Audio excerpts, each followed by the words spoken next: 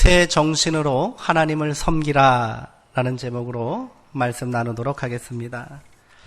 코로나19 사태가 장기화되면서 많은 사람들이 불안하고 우울한 시간을 보내고 있습니다. 지금까지 힘들게 버텨왔는데 다시 전국적인 대유행 조짐이 나타나자 사람들은 더 많은 심리적 압박감을 느끼는 것 같네요. 그래서 막 알 수 없는 분노가 자꾸 치밀어 올라오고 또 누군가를 향한 그런 미움이 우리 마음 가운데 있어요. 그래서 이런저런 소식을 듣다 보면 아니 요즘 왜 이런 시국에 제주도까지 단체 연수를 가느냐, 이 엄중한 때에 왜 전국에서 모여 김장을 담그고 있느냐, 교회는 왜 또 빠지지 않느냐, 뭐 이런 얘기들을 해가면서 사람들은 저마다 마음 가운데 있는 두려움을 분노로 표출하고 있는 것 같아요. 뾰족한 해결 방법이 없기에 우리가 할 수 있는 일은 그저 외부 활동을 자제하고 마스크 잘 쓰고 또 개인적인 만남을 줄이는 것밖에 없습니다. 그래서 답답합니다. 화가 날 법도 합니다. 그러나 저는 이럴 때일수록 우리가 더욱 힘쓰고 노력해야 할 일이 있다고 생각합니다. 그것은요, 자기 존재의 의미를 잃어버리지 않는 거예요. 내 존재의 의미와 가치를 잃어버리지 않는 거라는 거예요. 자칫하다 보면 이러한 답답한 그런 시대에 내가 할 수 있는 일이 아무것도 없구나, 지금까지 해오던 일도 제대로 못하게 되었구나, 이것이 자기 비하와 또 자기 안에 또 다른 여러 가지 문제들을 만들 수 있다는 거예요. 그래서 요즘 우울증으로 또 상담받고 그 고통을 호소하는 사람들이 그렇게 많대잖아요. 이럴 때일수록 우리는 자기 존재의 의미를 잃어버려서는 안 됩니다. 존재하는 모든 것들은 그 의미를 잃어버리는 순간 가치를 상실하고 마는 거잖아요. 인간은 더더욱 그러합니다. 일찍이 예레미야 선지자는 전쟁이 지나간 처참한 폐허의 현장에 서서 하나님을 향하여 이렇게 고백했습니다. 여호와의 인자와 긍휼이 무궁하셨기에 그래도 우리가 아주 진멸되지 아니하였습니다. 그러므로 나는 내 심령을 향해 고백합니다. 주님은 나의 모든 것이 되십니다. 당신은 내가 살아가는 희망, 이유이십니다. 죽음보다 더한 절망과 고통의 시간에 그는 삶의 의미와 존재의 가치를 잃어버리지 않으려 몸부림쳤습니다. 그렇게 예레미야는 희망 한 줌 남아있지 않은 것 같은 이 땅에도 또다시 아침이 열리고 새날이 시작되었음을 감격하며 사람이 여호와의 구원을 바라며 잠잠히 기다림이 좋도다, 잠잠히 기다림이 복되도다 고백했던 것입니다. 그렇습니다. 하나님은 나의 모든 것 되시기에 우리가 다시 주님의 구원을 바라고 잠잠히 기다릴 수 있는 겁니다. 예레미야는 이것이 복이다라고 고백했어요. 믿음으로 새롭게 태어난 의로운 존재가 되었음을 고백하기에 우리는 절망의 밤을 이기고 새아침의 찬란한 빛 가운데로 다시 나아갈 용기를 얻을 수 있는 줄 믿습니다. 바울이 성화의 과정을 이야기하면서 우리에게 존재의 가치와 의미를 재발견하라고, 당신이 누구인지를 깨달아야 한다고, 어떻게 변화되었는지를 깨달아야 한다고 강조한 이유도 마찬가지 아니겠습니까? 우리는 예수와 함께 옛사람이 십자가에 죽고요, 예수와 함께 부활하여 새 사람을 입었으니 다시는 죄와 죽음의 종으로 살 수 없습니다. 우리는 믿음 안에서 다시 태어난 존재입니다. 이 진리의 복음을 절대로 잊어서는 안 됩니다. 그래야 우리가 어떠한 형편과 상황 가운데 있을지라도 믿음 안에서 날마다 새로워지는 성화의 삶을 살 수 있습니다.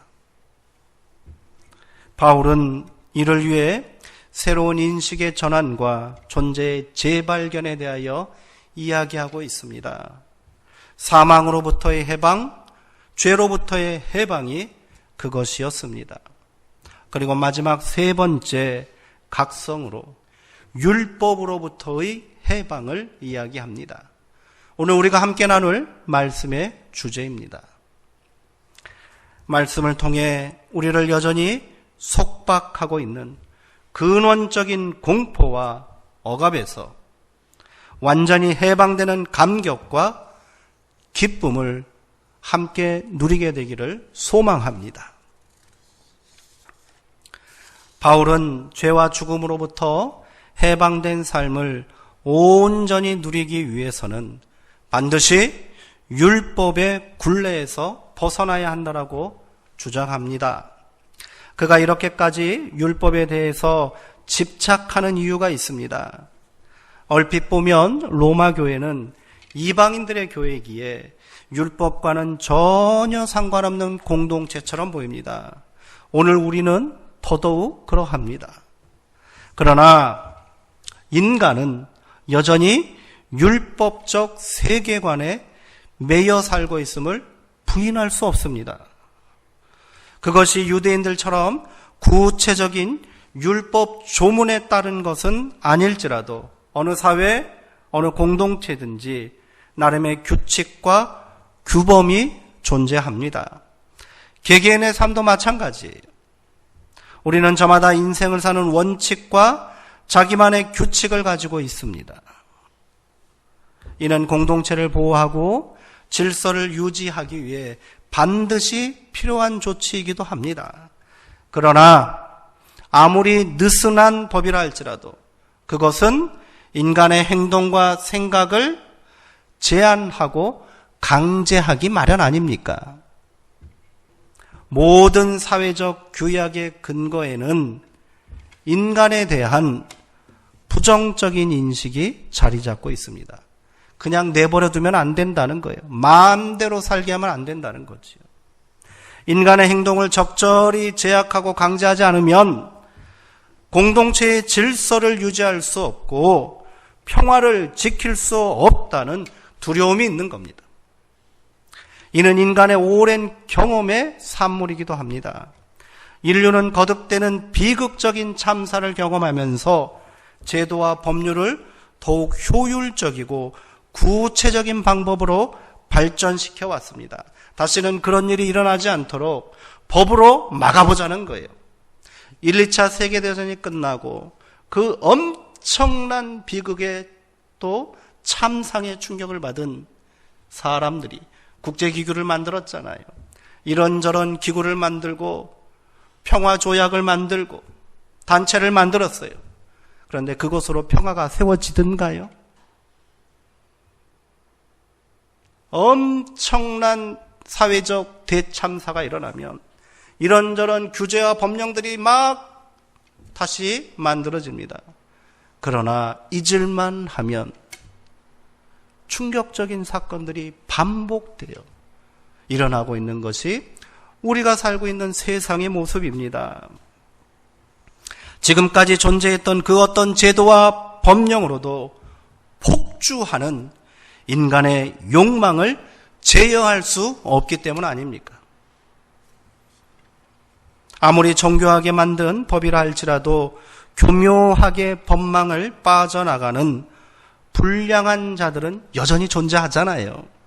요즘은 이런 사람들을 법꾸라지라고 부른답니다. 미꾸라지가 손에 잡으면 잡기 쉽지 않잖아요. 그냥 쑥쑥 빠져나가잖아요.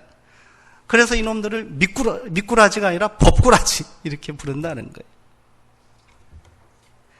독재자와 같은 초법적인 힘을 가진 자가 등장하면 위태롭게 지탱되어 오던 모든 질서와 평화는 한순간에 깨어져 버리잖아요. 그러면 법을 잘 지키고 살고 있는 평범한 우리 같은 사람들은 어떨까요? 도덕적이고 규범적인 삶을 사는 사람도 그것으로 자기 존재의 가치를 온전히 구현하고 만족스러운 삶을 살기란 어렵습니다. 법을 잘 지키면 행복해지십니까? 법을 잘 지키면 자기 존재를, 그 가치를 실현하며 살 수 있나요? 아니잖아요. 법을 잘 지키면서 살려고 노력하면 노력할수록 자기 검열은 강화됩니다. 자기 스스로 자꾸 자기 자신을 감시하는 거예요. 두려움과 강박은 더욱 심해지잖아요. 그러고 보니 항상 긴장하고 경계하며 살 수밖에 없습니다. 불안합니다. 초조합니다. 때로는 막 분노가 나오고요. 바울의 문제의식도 마찬가지입니다. 바울은 율법의 의미를 지금 재해석하고 있습니다. 그는 부부 관계를 들어 예를 들면서 이를 설명합니다. 유대인들은 율법만이 모든 죄에서 자신을 지켜주는 유일한 희망이고 그 규정을 철저히 순종하며 사는 것이 하나님의 의에 이르는 최선의 길이라는 믿음을 가지고 살았습니다. 그러나 바울은 이것은 마치 든든하고 믿을 만한 남편이 있다면 외부의 모든 위협과 두려움에서 보호받을 수 있다, 이렇게 믿는 것처럼 어리석은 생각이라고 말합니다. 그렇지 않습니까? 네. 남편 잘 만나면 아무 문제 없어요? 그러셨어요? 네. 우리 아내도 그렇다고 생각 안 할 거예요. 바울 당시 부부관계는 철저하게 남성 중심적이었습니다.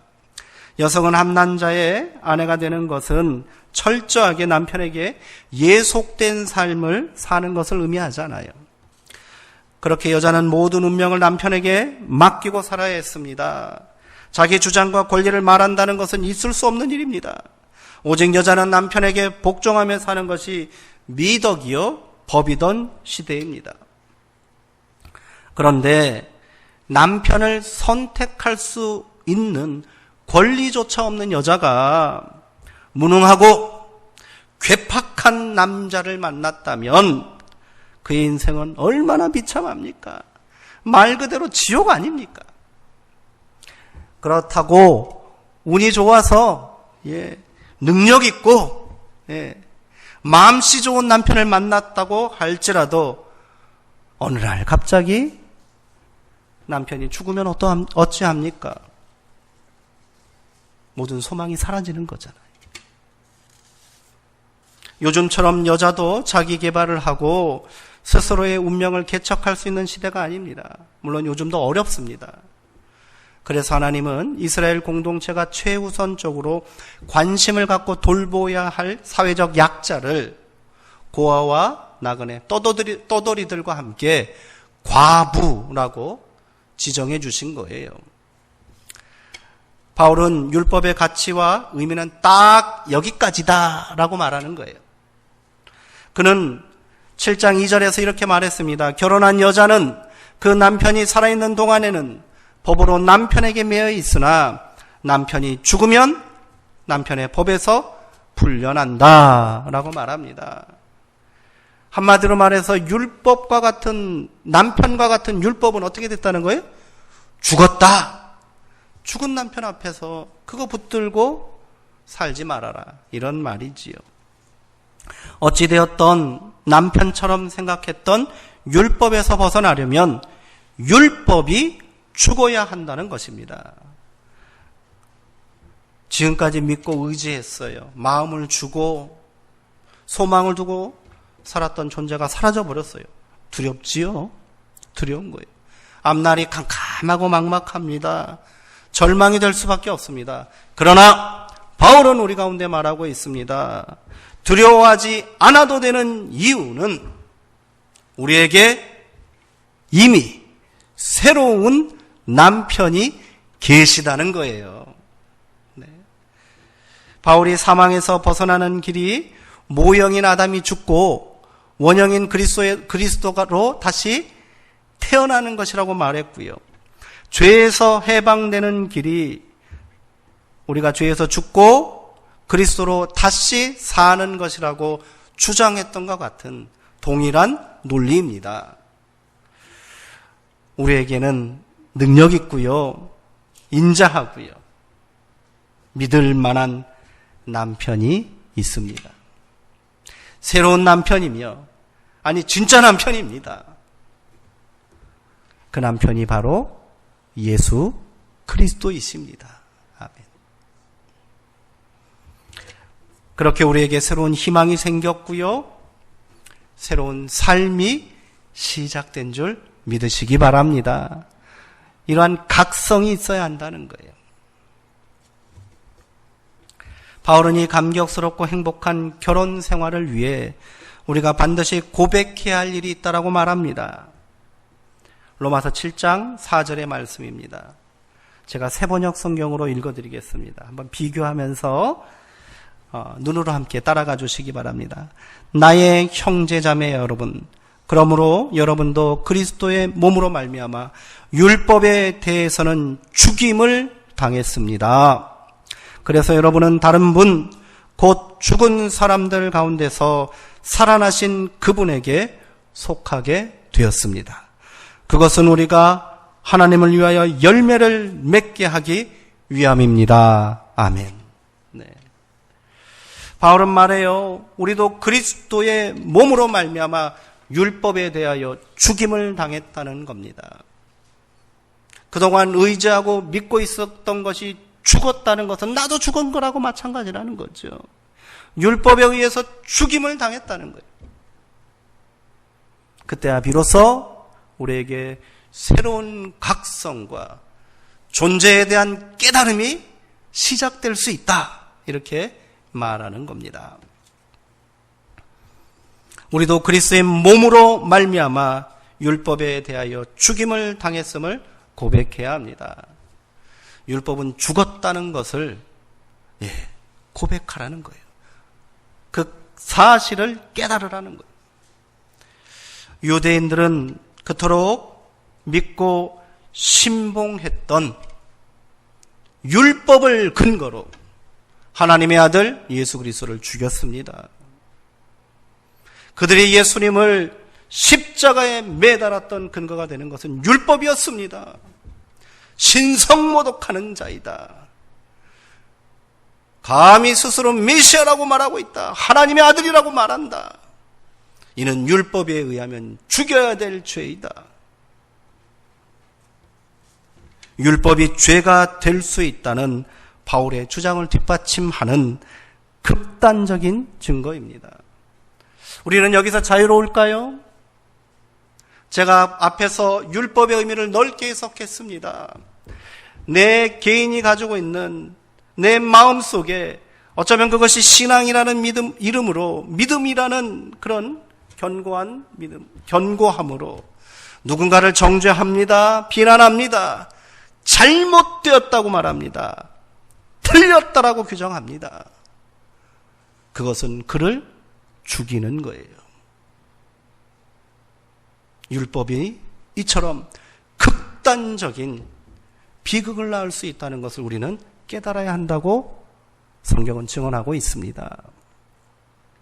결국 유대인들은 그 율법을 근거로 예수님을 죽였지만 그것은 궁극적으로 자기 자신이 죽는 비극을 초래한 겁니다. 마찬가지지요. 우리가 누군가를 죽이고 그 심령에 깊은 상처를 주면 나도 죽고 나도 아픈 거예요.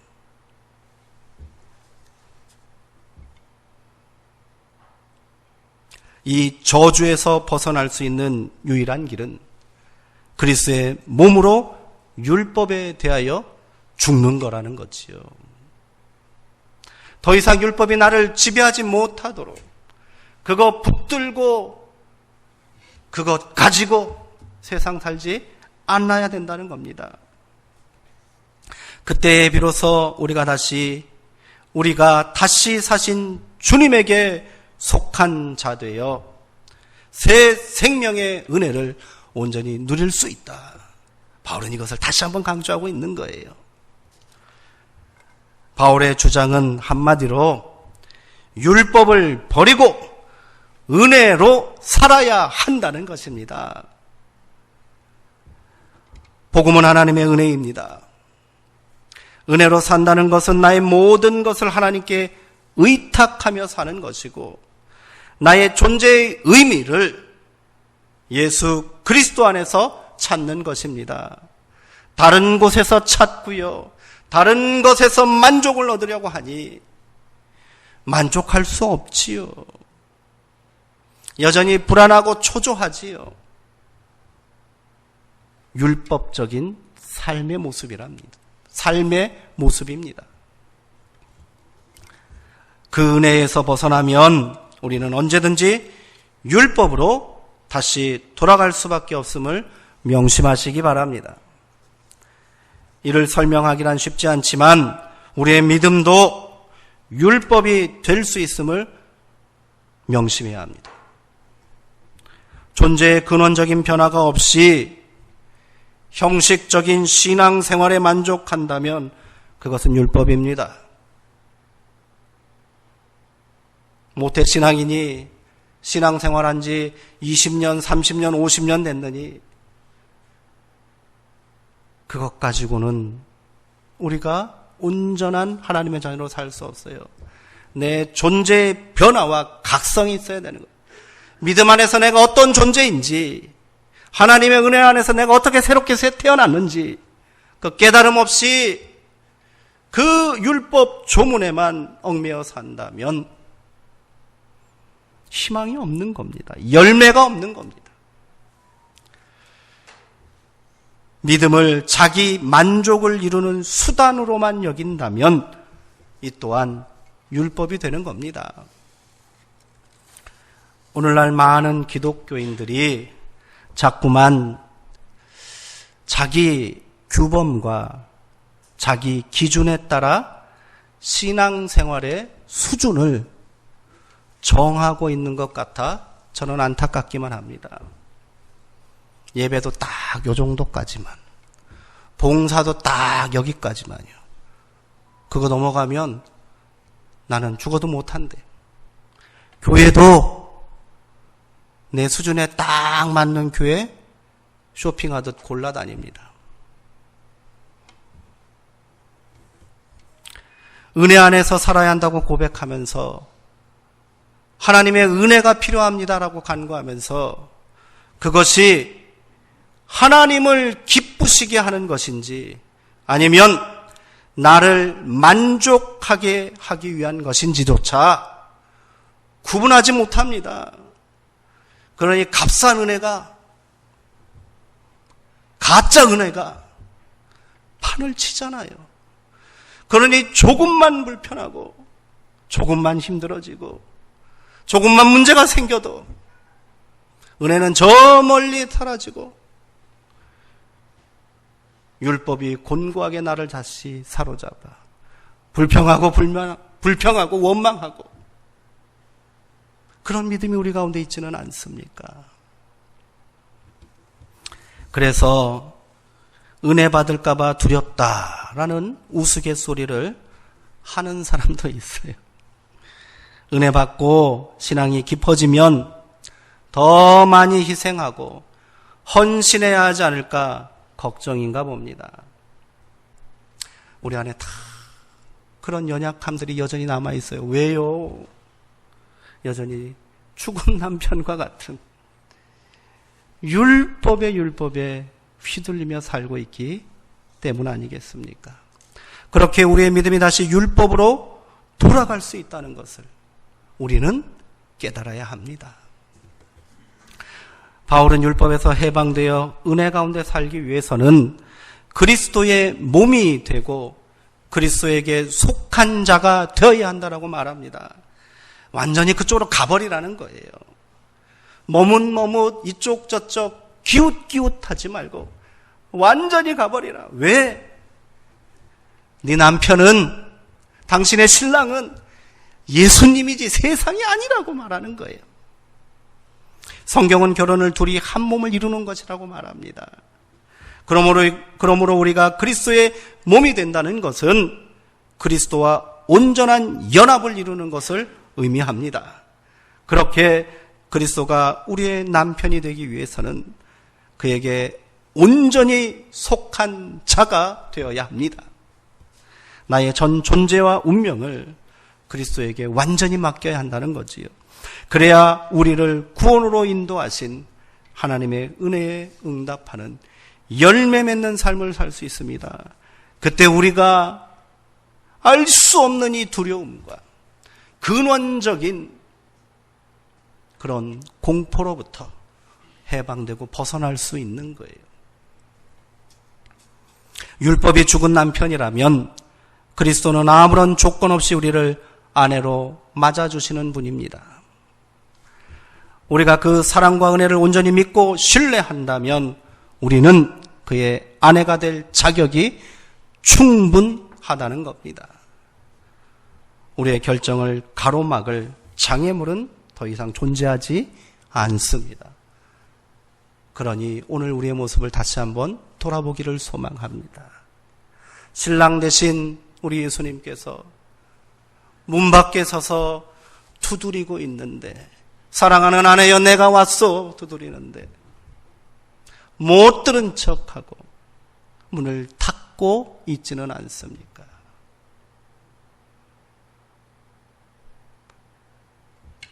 주님이 나를 찾아오시는데 아무런 준비도 안 하고 있는 어리석은 신부처럼 우리가 살고 있지는 않습니까? 돌아봐야 할 겁니다. 율법의 기능은 열매 맺는 것이 아니에요. 그저 내 기준, 또 내가 생각하는 그런 신앙의 판단, 믿음의 기준에 따라서 요 정도 하면 충분해. 그럼 열매 맺을 수 있지. 아니요. 그거 넘어가야 한다는 거예요. 그 생각 뛰어넘어야 한다는 거예요. 은혜 가운데 우리가 살아야 열매 맺을 수 있다는 겁니다. 바울이 말하는 열매는 영원한 생명, 구원의 성취입니다. 우리의 궁극적인 소망이요, 기쁨입니다. 우리가 그 사랑과 은혜를 온전히 믿고 신뢰하며 나아가야겠지요. 율법은 우리의 삶을 규정하고 제한함으로 하나님의 은혜 가운데 머물게 하는 강제 규정일 뿐입니다. 바울은 우리가 율법에 매여 살 때 사망에 이르는 열매만 맺었을 뿐이라고 말합니다. 율법은 우리 안에 있는 죄와 정욕을 억제하기 위한 불완전한 제어 장치에 불과하다는 거예요. 언제든지 해체될 수 있습니다. 그것이 억압과 강제로 느껴지는 순간 율법은 오히려 욕망을 충동질하고 더 큰 죄를 저지르게 하는 역작용이 일어나게 됩니다.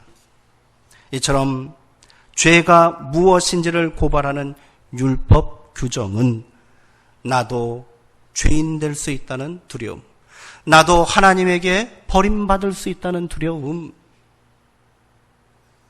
하나님의 은혜가 나를 떠날 수 있다는 공포가 우리를 위축하게 만들고요. 우리 안에 있는 은혜와 자유를 강탈해 가버립니다. 그러나 복음은 더 이상 우리를 죄인이라고 규정하지 않습니다. 새로운 존재로의 혁명적 인식의 전환인 거예요. 여전히 나는 부끄럽고 부족하지만, 여전히 나는 그리스도의 신부될 자격이 없지만, 그래도 은혜는, 하나님의 사랑은 우리에게 말씀하고 계십니다. 그래도 내가 너를 사랑한다. 그래도 내가 너에게서 그 은혜를 거두지 않을 것이다. 너 잘하고 있다. 괜찮다. 할 수 있다. 용기를 주시고 지금도 우리를 격려하시며 다시 세워주고 계시는 줄 믿습니다. 성령님께서는 이 같은 사실을 우리에게 계속해서 확인시켜 주시고 격려해 주시는 분입니다. 그러기에 바울은 성령은 새로운 것이라고 고백합니다. 세번역 성경은 이를 새 정신이라고 번역하고 있습니다. 새 정신이라는 거예요. 새로운 각성이라는 거예요. 새로운 깨달음이라는 거예요. 내가 누구인지를 온전히 다시 알아야 한다는 거예요. 왜 당신의 진짜 모습을 모르고 살고 계십니까? 왜 안타까운 옛 누더기 옷을 걸치고 살고 계십니까? 당신의 존재가 얼마나 존귀한데, 당신이 얼마나 은혜 가운데 사는 사람인데 왜 그토록 안타까운 삶을 살고 있습니까? 성경은 우리 가운데 이렇게 증언하고 있고요. 성령님은 우리를 다시금 매일매일 일깨워주고 있습니다. 그 음성에 온전히 귀 기울이고 새 정신으로, 새 믿음으로 서시기를 주님의 이름으로 축원드립니다. 바울이 로마서 7장 6절에서 선포한 은혜의 말씀을 제가 세번역 성경으로 다시 한번 읽어드리고 오늘 말씀을 마치도록 하겠습니다. 그러나 지금은 우리를 올감했던 것에 대해서 죽어서 율법에서 풀려났습니다. 그래서 우리는 문자에 얽매인 낡은 정신으로 하나님을 섬기지 않고 성령이 주시는 새 정신으로 하나님을 섬기게 되었습니다. 아멘. 함께 기도하시겠습니다. 사랑의 하나님, 아무런 소망도 없는 우리에게 새로운 생명의 축복을 허락해 주심에 감사드립니다. 이미 우리는 그 은혜로 말미암아 예수 안에서 새롭게 태어난 존귀하고 의로운 존재임을 알고 있지만 여전히 죄와 죽음과 율법에서 해방된 삶을 살지 못하고 있습니다. 그래도 우리를 사랑하시어 은혜를 거두지 않으시는 하나님, 우리의 연약함을 도우사 날마다 거듭나는 새 생명의 역사를 이루게 하옵소서. 성령님, 우리의 심령 깊은 곳에 새 정신을 일깨워 주시사 하나님을 섬기는 온전한 축복을 누리게 하옵소서. 우리의 신랑 되시는 예수 그리스도의 이름으로 기도하옵나이다. 아멘.